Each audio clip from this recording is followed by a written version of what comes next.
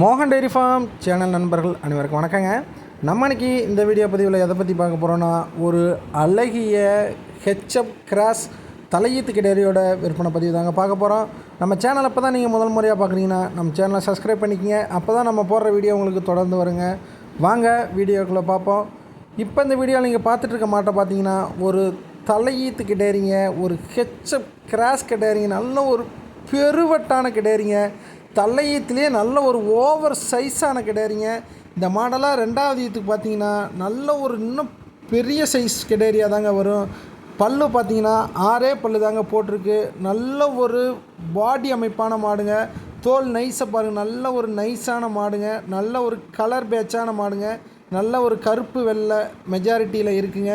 நல்ல ஒரு கிளி கொம்பில் நல்ல ஒரு குட்டை மூஞ்சி மாடுங்க. நல்லா கறக்கக்கூடிய மாடுங்க.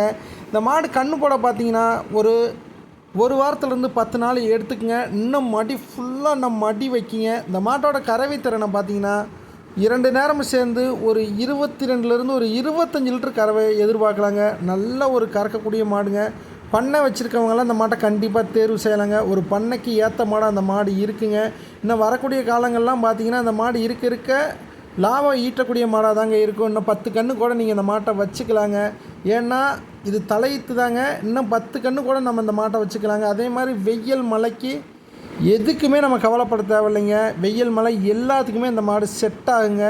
பாருங்கள், நல்ல ஒரு காம்பு கணமான மாடுங்க. தலையீத்தில் நல்ல ஒரு காம்பு கணங்க.